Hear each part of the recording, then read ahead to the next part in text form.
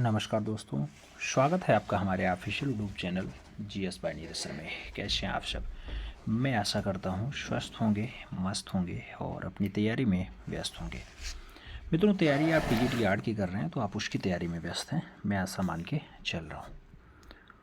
जल्दी से आप सब पेन पेपर उठा लो मित्रों, क्योंकि समसामयिक कलाकार का एक महत्वपूर्ण कलाकार जिनका नाम जतिन दास है, उन्हें हम लोग पढ़ेंगे। जतिन दास जे स्कूल ऑफ आर्ट से जो है अपनी कला शिक्षा ग्रहण करते हैं। उनके पिता एक बढ़िया और अच्छे कलाकार रहे हैं मित्रों, आप जानते हैं। आईफैक्स नई दिल्ली जो गैलरी है मित्रों, वहाँ पर उनका वुमेन ऑफ क्ले शीर्षक की रचना रखी हुई है जो बहुत फेमस रही है। अन्य रचनाओं में बहुत अच्छी अच्छी रचनाएं हैं, जिसमें आप देखेंगे मित्रों तो रचनाओं में आप देखें तो two women around a man हो, चाहे वो आपका ब्रीदिंग ब्लो हो, चाहे वो आपका स्ट्रैक्ट वुमेन हो या फिर इंस्पायरिंग मोर हो, ये सब रचनाएं इन्हीं की हैं। ठीक है, स्याही कलम ब्रश इन सभी से रचनाएं करते थे। 300 से ज़्यादा स्केच प्रतिदिन बनाने का रिकॉर्ड भी इन्होंने बनाया है। एक दिन में 300 स्केच बनाने का रिकॉर्ड भी इनका रहा है। आइए थोड़ा अच्छे से पढ़ते हैं। जतिन दास की अगर बात होती है मित्रों, तो जतिन दास समकालीन भारतीय चित्रकला के इतिहास में अपने चित्रों के रूप में और उसमें अभिव्यक्ति विचार दृष्टि के चलते सर्वाधिक विवादास्पद चित्रकार रहे हैं। उन पर अपरिपक्वता, भौथरापन, कुंठाग्रस्तता इत्यादि के बहुत से आरोप प्रायः लगाए जा चुके हैं। कुछ वर्षों पहले जब वुमेन ऑफ क्ले शीर्षक से आईफैक्स गैलेक्सी नई दिल्ली में उनके चित्रों और रेखाओं की प्रदर्शनी लगाई गई, तो विरोध करने वालों लोगों और उसके साथ कटु आलोचकों में सबसे अधिक जो संख्या आई मित्रों, उनके महिला मित्रों की आई। किनके महिला मित्रों की? जतिन दास जी के महिला मित्रों की। हालांकि उस चित्र श्रृंखला की प्रदर्शनी के पीछे किसी प्रकार का विवाद पैदा कर उनकी जो आत्म प्रचारक रही है, वो आत्म प्रचारक की मंशा नहीं रही है कि कोई उनका विवाद पैदा करे या उनसे विरोध करे। जैसा कि आजकल आपको प्रकाश में लाने का जो काम रहा या लाने के लिए कलाकार प्रायः क्या काम करते हैं, आप देखते होंगे कि वो खूब ज़्यादा अपना विवाद वाली रचना बना देंगे, चर्चा का विषय हो जाएगा, मीडियम हाईलाइट हो जाएंगे, फिर वो अच्छे कलाकार मान लिए जाएंगे। तो ऐसा होता है, लेकिन वो ऐसा नहीं है। वे तो अपने चित्रों में ये सारी बातें शुरू से ही चित्रित करते चले आ रहे थे, वो पहले से ही ये सब दर्शा रहे थे। जतिन दास ऐसे चित्रकार हैं, उनको एक बार जो दृष्टि मिल गई, आज तक वही उनके चित्रों में चली आ रही है। नए नए प्रयोग और विचारों के क्षेत्र बदलते रहने से उन्हें परहेज हो गया है कि हम नए नए क्षेत्रों में काम करें। उन्होंने अपने आप को व्यावसायिक होने से बचाया है, फिर भी कला समीक्षक उन्हें यह न्याय नहीं दिला पाए जो उनको मिलना चाहिए था कि वो व्यावसायिक कलाकार नहीं है। कुछ तो अपनी कलावादी वैचारिक प्रतिभाओं के चलते और कुछ अपने आप को विवाद में बचाए रखने की सुरक्षात्मक दृष्टि से उन पर लिखने से कतराते भी रहे हैं। यानी जतिन दास के ऊपर कुछ कला समालोचक नहीं लिखते हैं। इसका परिणाम यह हुआ कि वर्तमान कला जगत और व्यवस्था से असंतुष्ट जतिन दास कलाकारों और कला समीक्षकों के बीच एक जो है गुस्सैले प्रवृत्ति के हो गए, झक्की चित्रकार के रूप में विख्यात हो गए। अनेक लोग उन्हें अभिनेत्री नंदिता दास के पिता के रूप में जानते हैं कि नंदिता दास इनके जो है पिताजी हैं। नंदिता दास के फादर कौन है? जतिन दास, ऐसा लोग कहते हैं। मित्रों, बच्चों में नंदिता दास एक हैं और सिद्धार्थ दास दूसरे हैं। नंदिता दास पुत्री हैं और सिद्धार्थ दास क्या है? इनके पुत्र हैं, याद रखिएगा। फिल्म बनाए कर्वे एंड डेस्टिनी, इनकी जो पुस्तकें हैं वो भी बहुत अच्छी अच्छी हैं। द आर्ट ऑफ जतिन दास, शोभित पुंजा, रोला बुक्स से निकलती है, 2003 में छपी है। जतिन दास की कविताएं आती हैं राइटर्स वर्कशॉप कोलकाता, ये 1972 में इन्होंने कविता भी लिखी है, तो ये भी रही है। पुरस्कार भी बहुत सारे मिले। आओ थोड़ा और अच्छे से देखते हैं। जतिन दास के जन्म की अगर बात होती है तो जतिन दास का जो जन्म है वो 2 दिसंबर 1941 को उड़ीसा के एक छोटे से कस्बे बारीपदा, जो कभी मयूरभंज रजवाड़े की राजधानी हुआ करता था, उसी बारीपदा में इनका जन्म हुआ था। वह एक अत्यंत मध्यम वित्तीय परिवार से रहे, यानी थोड़ा सा लो क्राइटेरिया रहा है। इनके पिताजी थोड़ा गरीब परिवार से थे। उनके पिता वास्तुविद थे और घर में पढ़ाई लिखाई तथा रहन सहन का तौर तरीका उत्तम और शहरी था। किंतु जतिन को आदिवासियों के निकट रहना ज़्यादा अच्छा लगता था और ढोल, मादल, बांसुरी आदि की धुन उन्हें आकर्षित करती थी। छाऊ की आवाज़ सुनते तो वो समझ लो खाना पीना छोड़ करके सब कुछ दौड़ पड़ते थे छाऊ देखने के लिए। बचपन से ही जतिन का जो व्यक्तित्व है वो अत्यंत निर्भीक है और उसके साथ निर्भीकता के साथ जो है उन्मुक्त बताया जाता है। दिन भर बगीचों में घूमना और जहाँ जहाँ तक जाना वो चित्र बनाते रहना, उसके साथ उनको सब कुछ अच्छा लगता था। इसी दौरान उन्हें जो है वो बिरंची नारायण नामक एक कलागुरु का सानिध्य प्राप्त हुआ। तो इनके कलागुरु का नाम क्या होगा? बिरंची नारायण इनके कलागुरु हो जाएंगे, जिनकी प्रेरणा से इन्होंने प्रोत्साहन लिया और मन में चित्रकला की ओर निष्ठापूर्वक झुकाव आ गया। चित्रकला के साथ साथ इसी उम्र में इनको संगीत के साथ दर्शन शास्त्र और गहन आध्यात्मिक चिंतन की तरफ भी उनकी रुचि विकसित हो जाती है।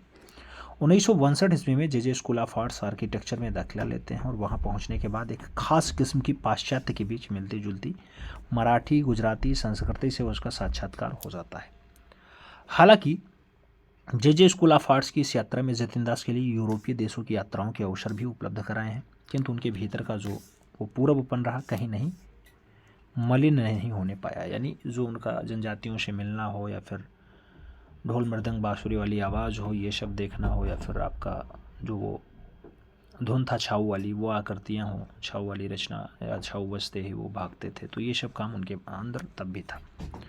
वह जैसा का तैसा बना रहा। वास्तुकला की पढ़ाई में उनका मन रमा नहीं मित्रों, यानी वो वास्तुकला बहुत बढ़िया से नहीं कर पाए। चूँकि बचपन से ही उनका मन चित्रकला में अधिक रमता था, इसलिए इस विधा से उनकी तरफ जो है यानी चित्रकला की तरफ खिंचाए। 8 महीने बाद ही वास्तुकला की पढ़ाई छोड़ करके जे स्कूल ऑफ आर्ट्स परिसर में ही बने। जे स्कूल ऑफ आर्ट्स में उन्होंने दाखिला ले लिया। जे स्कूल ऑफ आर्ट्स में उन्होंने दाखिला ले लिया। वहाँ के प्रोफेसर कौन है? वी.एस. पलिस्कर हुआ करते थे उस टाइम प्रोफेसर। शुरू में जतिन दास को पलिस्कर ने व्यवहार और शिक्षा पद्धति से बहुत परेशानी होती थी। उनकी डांट डपट और लगातार काम करवाते रहने का ढंग जो है उनका, जतिन भीतर ही भीतर अपमानित महसूस करने लगे थे कि गुरुजी बहुत ज़्यादा डांटते हैं। कौन डांटता है?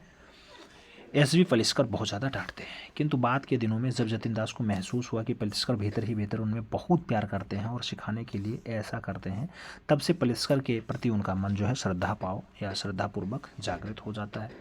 जब जतिन जो है दिल्ली लौट कर आते हैं तो अंतर्राष्ट्रीय कला प्रदर्शनी त्रिनाले में पलिस्कर और उनके चित्रों की प्रदर्शनी अगल बगल ही लगाई जाती है और यह शिष्य और गुरु दोनों के लिए गौरवान्वित का पल हो जाता है। यानी गुरुजी और जो शिष्य रहा जतिन दास, दोनों की प्रदर्शनी एक साथ लगती है त्रिनाले में। ये बहुत अच्छी बात होती है। और आगे बात करें तो कहा जाता है जे स्कूल ऑफ आर्ट्स में पढ़ते हुए जतिन ने यह संकल्प लिया था कि वे प्रतिदिन लगभग 300 स्केच तैयार करेंगे और अपनी लगन और कठोर परिश्रम से वो रोज़ लगभग इतने स्केच यानी रेखा चित्र बना लेते थे। 300 रेखा चित्र छोटी मोटी बात नहीं है, कहना आसान है मित्रों, करने में थोड़ा टफ लगता है। वो बना लेते थे, चाहे वो संगीत समारोह हो, नृत्य समारोह हो अथवा कोई भी संगोष्ठी हो। जतिन जहाँ जाते साथ में स्केच बुक होती थी और कार्यक्रम का आनंद लेते लेते बैठे बैठे रेखांकन भी वो किया करते थे। इसके लिए दिन भर घूम घूम करके विचार जुटाते और बनाते रहते। कोई भी मिल जाता उसको पोर्ट्रेट बना देते। जतिन उन दिनों रेखाओं में बहुत ज़्यादा महत्व देते थे, आज भी वो रेखाओं पर ज़्यादा खास ध्यान देते हैं। जे स्कूल में रहते हुए जतिन को कई बार साहित्यकार, चित्रकार, अभिनेता और उसके साथ संगीत से जुड़े हुए कई लोगों का जो है अंतर्राष्ट्रीय लेवल का सानिध्य भी प्राप्त हुआ और आत्मीयता भी मिलती रही। बात करते हैं मोहन राकेश, उनसे मिले हैं। धर्मवीर भारती मिले हैं। सदानंद रेगे मिले हैं। गेऊ पटेल मिले हैं। अरविंद किशन मेहरोत्रा मिले हैं। दिलीप चित्रे मिले हैं। सुखदेव मिले हैं।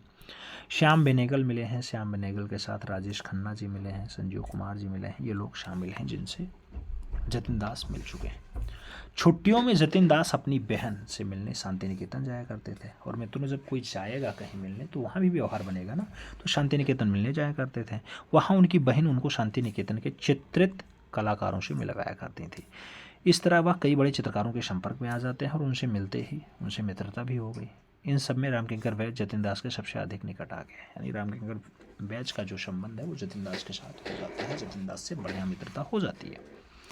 वे मूर्ति शिल्प और चित्रकला के गुणी कलाकारों में माने जाते हैं। रामकिंकर वैद्य की कार्यशैली ने जतिन दास को अधिक प्रभावित किया। इस तरह से जे स्कूल ऑफ आर्ट्स के साथ साथ शांति निकेतन कला परंपरा में भी इनका मन लगने लगा था, यानी इनका मन लगने लगा था।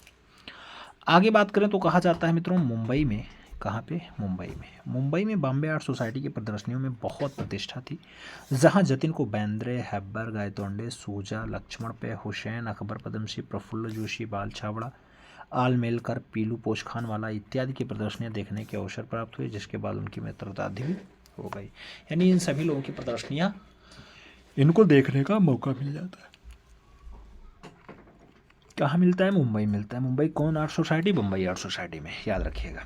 आगे कहा जाता है जतिन दास को सबसे अधिक प्रभावित पिकासो ने किया है मित्रों, सबसे ज़्यादा पिकासो ने प्रभावित किया। पिकासो के चित्रों का गहरा असर उनके ऊपर पड़ा है। जतिन बताते हैं कि उन दिनों उनके मन में पिकासो बनने का जो है पागलपन सवार हो गया था, वो बिल्कुल पिकासो बनना चाहते थे। जतिन जब तक मुंबई छोड़ करके दिल्ली आए तब तक उनके साथ धरोहर के रूप में वहाँ की पूर्व की संस्कृति है, आदिवासी कलाएं और मुंबई की यूरोपीय देशों में लकदक वाली शास्त्रीय संगीत भी चली आई है। यही पेड़ पौधे और स्मृति में बसा लोक जीवन उनके लिए कोई खास नहीं है। दिल्ली में आज भी महसूस किया जा सकता है, कहीं भी उनके चिंतित में कोई खरोच नहीं आई है, बल्कि दिल्ली की भागम भाग और अपने आप में व्यस्त रहने वाले लोगों के बीच उनके गहन एकाक्षरी क्षणों में यह भी सघन हो उठा है। जतिन के स्टूडियो में यह भी एक बड़े से तख्ते पर उनके चित्रों में छपे हुए पोस्टर चिपकाए जाते थे, वहीं नीचे में बाएं कोने पर एक छोटा सा सफ़ेद कागज़ बनाया जाता था और उनकी हस्तलिपि में एक पंक्ति चिपकी हुई होती थी। जो पंक्ति चिपकी हुई होती थी उसमें कहते थे हु आई एम, यानी मैं कौन हूँ। यही प्रश्न जतिन के चित्रों के मूल में भी रहा, यानी हर एक चित्रों के जल में रहा। जतिन प्रायः बातचीत के दौरान एक व्यक्त अवशेष बोलते थे, मैं कहाँ से आया हूँ और कहाँ जाऊँगा क्या मालूम। स्वयं को जानने की लग, पहचानने की बेचैनी, आत्मशोध का भाव और निरंतर जतिन के चित्रों का माध्यम से अभिव्यक्ति होता रहा है मित्रों। ये बहुत अच्छी लाइन है, हु आई एम, मैं कौन हूँ। इससे ये अहम नहीं आता है कि मैं कौन हूँ, ठीक है, समझना चाहिए, समझ के ऊपर ही सब कुछ निर्भर है। आगे कहा गया द्वितीय महायुद्ध के उपरांत मशीनीकरण और उपभोक्तावादी सांस्कृतिक बर्बरता और क्रूरता के बीच जब मनुष्य का अस्तित्व गहन संकट में पड़ जाता है, तब एक बार पुनः यह प्रश्न प्रबल रूप से उभरता है, इस संसार में मेरा अस्तित्व क्या है। एक प्रकार या इस प्रकार की गहन निराशा और आत्मकेंद्रितता ने मनुष्य को आधा पहुँचा है, किंतु जतिन के चित्रों में किसी प्रकार की सामाजिक भयवता और बर्बरता से पैदा हुई एकांशिकता नहीं दिखाई देती है। उनकी मानवीयता से चेहरे पर, उनकी भंगिमा में जो है आध्यात्मिक शांति और साधना का भेद दिखाया जा सकता है। एक संवेदनात्मक स्पर्श और प्राकृतिक उल्लास के साथ एक गहन चिंतन की निष्पद्धता, तन्मयता में स्वयं की तलाश और मानसिक असहजता या अस्तित्वता को बनाए रखने में ललक को अपने भीतर छिपाए हुए मनुष्य का चित्रण बताया गया है। जतिन के चित्रों में प्रत्येक भाव में वह मनुष्य अपनी साधना में बताया गया, शोध में है बताया गया। चाहे जतिन का two women around a man हो, दो आदमी एक जो है ऐसी रचना, two women around a man, चाहे उनकी एक रचना है वो इंटेंशनली टुगेदर इंटर्न एक्शंस, चाहे वो मैन वुमेन हो, चाहे सूर्य नमस्कार हो, एन आई फॉर आर्ट हो, यह रचना है। टेंडरली टुगेदर रचना हो, या फिर प्रीमॉडलिंग कपल्स की रचना हो, या फिर द बैलेंसिंग एक्ट्स की बात हो, या फिर स्ट्रैक्ट वुमेन की बात हो, या फिर ब्रीदिंग ब्लू की बात हो, ये सब रचनाएं अच्छी हैं। इंस्पायरिंग मोर भी है, इन सब में आत्मशोध का भाव दिखाई देता है। शुरू के दिनों में जतिन भी भू दृश्यांकन यानी लैंडस्केप बनाया करते थे, किंतु धीरे धीरे कैनवास के किनारे तक फैलती मानवाकृतियों ने लैंडस्केप तिरोहत चले गए और आज तक विभिन्न स्थितियों और अवस्थितियों से अलंकृत करके आपने खोजा है कि अपनी पहचान भी बनाई है, अपनी पहचान में है। जतिन ने इधर कुछ दिनों से अपना बड़ा ध्यान जो है या अपना ध्यान कैनवास की बड़ी अपेक्षा कागज़ों की स्याही पर और जलरंगों में बनाने के चित्रों की तरफ केंद्रित कर लिया। यानी अब वो कैनवास से छोड़ करके कागज़ और स्याही पे खूब ज़्यादा काम करने लगे, जल रंग की तरफ केंद्रित हो जाते हैं। मुंबई के शुरुआती दिनों में स्केच बनाने का जैसा जुनून उन पर सवार था, लगभग वैसा ही जुनून एक बार फिर से उन पर सवार देखा जा सकता है। छोटे छोटे कागज़ों के टुकड़ों पर भी स्याही, ब्रश, कलम से उनके हज़ारों की संख्या में चित्र बनाए हैं। इसमें लैंडस्केप भी है, मानव के चेहरे भी हैं और कश्मीर का जीवन भी बताया जाता है। कश्मीर की स्थिति और वहाँ के जीवन को केंद्र में रख करके बनाए गए जतिन के चित्रों में उनकी संवेदनाएं रूप में जो है रूपायित हुई हैं। जतिन के यहाँ कश्मीर में आतंक की भयावहता का कारण जो है अथवा आत्मकेंद्रितता नहीं है, बल्कि उनकी स्थितियों में जीवन के नए रास्ते हैं, नई संभावनाएं हैं। तलाशने की बेचैनी दिखाई देती है। इन चित्रों के पीछे कहीं ना कहीं यह बात भी उभरती है कि पारंपरिक कश्मीरियत अभी भी बाकी है। जैसे उनके अशोक इन किलिंग वाली रचना में, अशोक इन किलिंग के चित्रों में देखा जा सकता है कि विध्वंसक के बाद मानवता को बचाए रखने में भी बोधतः अध्ययन जो अत्यंततः अशोक में ही आकर किया जाता है, और लगभग इसी तरह का बोध जतिन के कश्मीर वाले चित्रों में उभर करके सामने आ जाता है। जतिन ने अपने चित्रों में गाढ़े लाल, पीले और उसके साथ घोषर रंग का प्रयोग बहुतायत मात्रा में किया है। गाढ़ा लाल, पीला और दूसरे रंगों का प्रयोग खूब किया है। इन रंगों में नेपथ्य से लोक संस्कृति और लोक तत्वों की खनक स्पष्ट सुनी जा सकती है। जहाँ रंगों के नए नए प्रयोग और आविष्कारों से लेकर के भारतीय चित्रकार पाश्चात्य उदाहरणा के पीछे लगे होते हैं, वहीं जतिन ने अपने भारतीय लोक कला में प्रयुक्त होने वाले परंपरागत गाढ़े रंगों को अपनाया है। रंगों के साथ साथ जिस ढंग से रेखाओं का सम्मिश्रण जतिन के यहाँ देखने को मिलता है वह अत्यंत दुर्लभ बताया जाता है। जतिन रेखाओं के मास्टर तो हैं ही, उनके रंगों के साथ साथ रेखाओं से मिले जुले चित्रों में आकृतियों को रंग और रेखा दोनों में अलग ढंग से ही जो है दर्शा देता है और भाव को देखा जा सकता है, पहचाना जा सकता है। यहाँ रेखा और रंग दोनों ही आनंद उपस्थित करते हैं।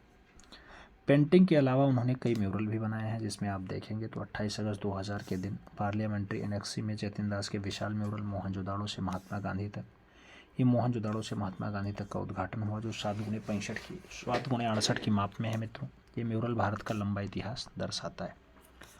जतिन दास ने ग्राफिक पर भी खूब अच्छा काम किया है, कविताएं भी लिखी हैं, और जतिन दास ने पंखों में भी एक अनोखा निजी संग्रहालय बना रखा है। पंखा ये हाथ से चलने वाला, हाथ से जो महिलाएं ऐसे चलाती हैं ना, ये वाला पंखा, इधर डंडी लगी होती है, तो उसका भी एक निजी संग्रहालय बना रखा है। लगभग कहा जाता है कि 4000 से ज़्यादा पंखे इनके पास एकत्रित हो चुके हैं।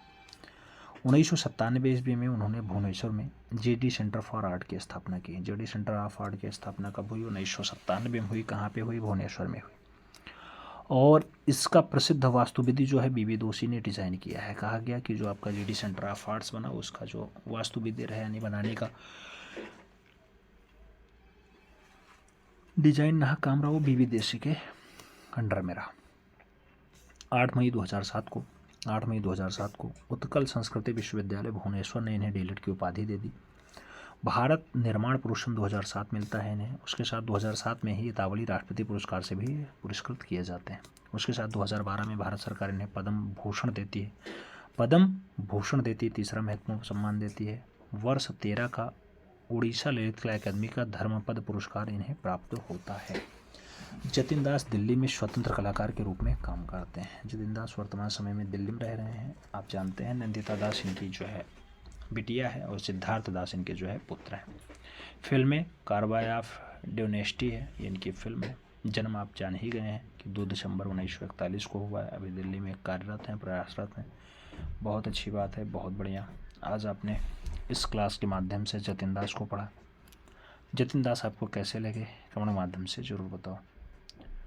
चैनल पर नए हैं तो सब्सक्राइब करें, बेल आइकन जरूर प्रेस करना, जिससे आपको आने वाली नोटिफिकेशन सबसे पहले प्राप्त हो और आप चैनल का भरपूर लाभ ले सकें। मिलते हैं क्षण में, तब तक के लिए दिल से सैल्यूट। जय हिंद।